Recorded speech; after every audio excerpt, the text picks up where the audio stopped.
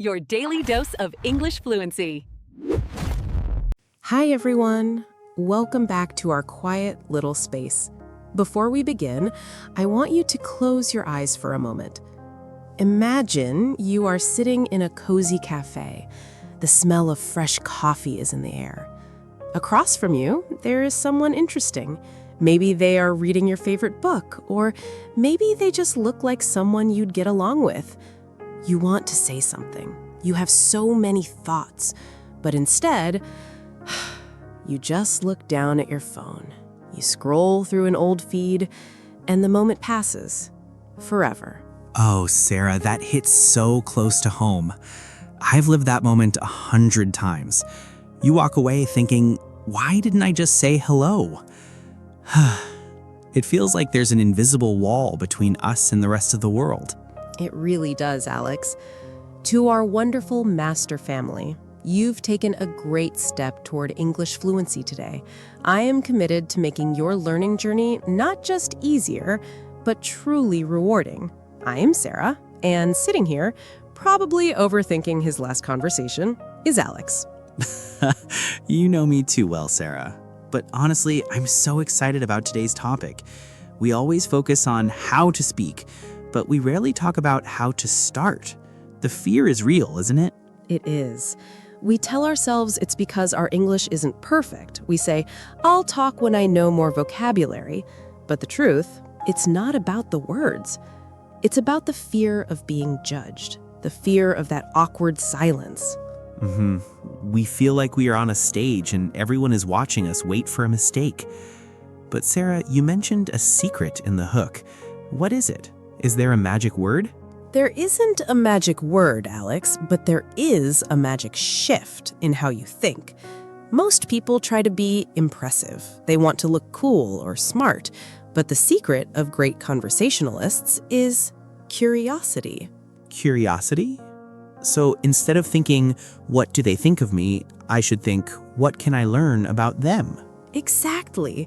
When you are curious, you aren't performing anymore. You're exploring. But before we get into the how, we have to understand what stops us.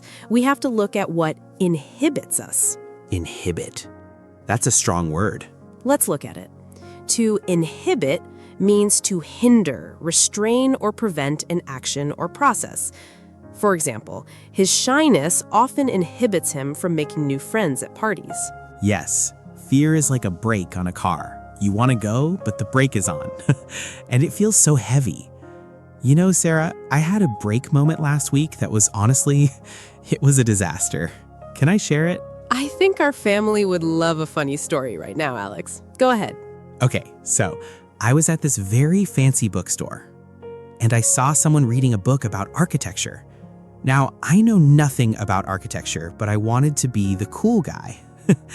I wanted to have a spontaneous conversation. Spontaneous. Let's explain that one first. Spontaneous means performed or occurring as a result of a sudden impulse, without premeditation. Example, we didn't plan the trip. It was a spontaneous decision we made on Saturday morning. Okay, so your spontaneous attempt, what happened? I walked up, tried to look very smart, and said, architecture. The bones of the city, right? Sarah, the person looked at me and said, this is a book about cake decorating. No. Yes, the cover had a tall building on it, but it was a wedding cake. I was so embarrassed. I just turned around and walked into a shelf of cookbooks. I didn't even say sorry. I just vanished. Oh, Alex, that is exactly what we do. We try to be impressive, and it backfires. But look, you survived. You're here, and we're laughing about it. The world didn't end. It didn't. And that's the thing. Even when it goes wrong, it's just the story.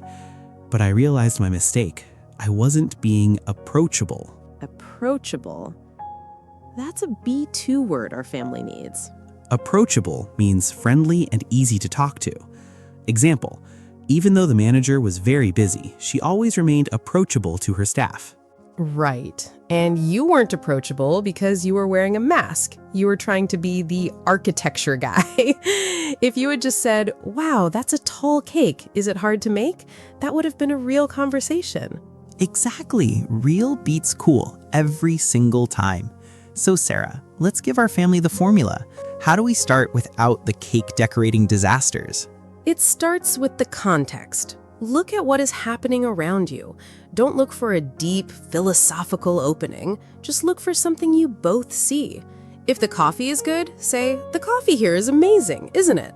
That feels almost too simple. Don't they want something more nuanced? Nuanced. Let's define that. Nuanced means characterized by subtle differences or shades of meaning. To understand the film's ending, you really have to pay attention to the nuanced performances of the actors. No, Alex. In the beginning, you don't need nuance. You need a bridge. Small talk is a bridge. People think small talk is superficial. Superficial. That's our next B2 word. Superficial means appearing to be true or real only until examined more closely, not thorough or deep. They had a superficial conversation about the weather, but they didn't really get to know each other. But you're saying superficial is okay for the start. It's more than okay. It's necessary. You can't build a house starting with the roof. You start with the ground. Small talk is the ground. It shows the other person, I am friendly and I am not a threat. That makes me feel so much better. I don't have to talk about the meaning of life at a bus stop. I can just talk about the bus being late. Exactly. And when they answer, you have to reciprocate. Reciprocate. I love the sound of that word. Reciprocate means to respond to a gesture or action by making a corresponding one. If someone smiles, you reciprocate by smiling back. In a conversation, if they answer your question, you reciprocate by sharing a little bit about yourself. I gave her a small gift, and she reciprocated by inviting me to dinner. Ah, the ping pong of conversation. You hit the ball, they hit it back. Sarah, I've noticed that sometimes I start a conversation, but I'm so nervous that I don't listen to the answer. I'm just thinking about my next sentence. That is a very common trap. To be a great speaker, you have to be a great listener. You have to validate what they are saying. Validate. Let's break that down. To validate means to recognize or affirm the validity or worth of a person's feelings or opinions. Even if you disagree with someone, you can still validate their feelings by saying, I understand why you feel that way. I hear you. That sounds interesting. I've felt that too. Those small phrases are like social glue. They keep the bridge from falling down. You know, Alex, I was reading a study about the liking gap. It says that after a conversation with a stranger, most people think the other person liked them less than they actually did. Wait, so people actually like us more than we think? Yes. When you start a conversation, you aren't just helping yourself, you are also helping them too. You are being the hero who breaks the ice. I never thought about it like that. I always felt like I was bothering people, but maybe I'm actually giving them a chance to connect. That changes my whole perspective. It really does. Alex, what about the phone part of our hook? Why do we reach for it the moment we feel nervous? Because the phone never rejects us. It's a safe little world, but it's an intermittent escape. It doesn't actually solve the loneliness. Intermittent. That's a great B2 word to end our list. Intermittent means occurring at irregular intervals, not continuous or steady. The weather was difficult because of the intermittent rain throughout the day. Right. Reaching for the phone is an intermittent fix. It feels good for a second, but it prevents the spontaneous magic of a real connection. Okay, I'm feeling brave. I'm going to go to a cafe after this, and I'm not going to look at my phone. I'm going to look for a bridge. And if I see someone reading about architecture, I'll just ask them if the book is good. That's the spirit, Alex. And if they say it's about cakes, just say you love cake. Perfect. Sarah, I think our master family is ready for the world tour. We used some really powerful B2 vocabulary today. I agree. Let's make these words part of your conversational toolkit. Our first word was inhibit, to restrain or prevent. Fear inhibits us. Spontaneous, something done without planning. A spontaneous hello. Approachable, easy to talk to and friendly. Nuanced, having subtle or complex differences. Superficial, only on the surface, not deep. Small talk can feel superficial, but it's a start. Reciprocate, to respond with a similar action, to give and take in a conversation. Validate, to show that you value or understand someone's feelings. Intermittent, not continuous, happening in stops and starts. What a list! Master family, I want you to remember, English is just a tool. It's a hammer, it's a brush, but you are the architect. Don't let the tools stop you from building the bridge. Exactly.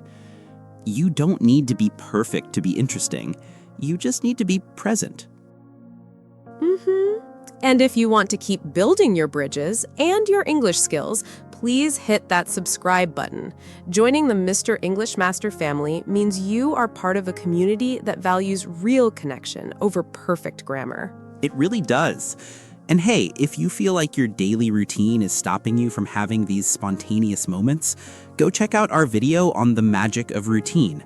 It'll show you how to make time for what really matters. It's the perfect follow-up. Now we have a question for you. Where are you listening or watching from? Comment below. We love our global family. And our special question for today is, think of a time you wanted to talk to someone but didn't. What held you back? And what is one simple bridge sentence you are going to try this week? Tell us your stories. We've all had those cake decorating moments. We read every single comment and we are here to support you. Take a deep breath. You are more approachable than you think. Put the phone down. Look up. Take care of your connections and take care of your hearts. We will see you in the next episode of Mr. English Master. Stay curious, stay brave. Bye-bye. Bye-bye.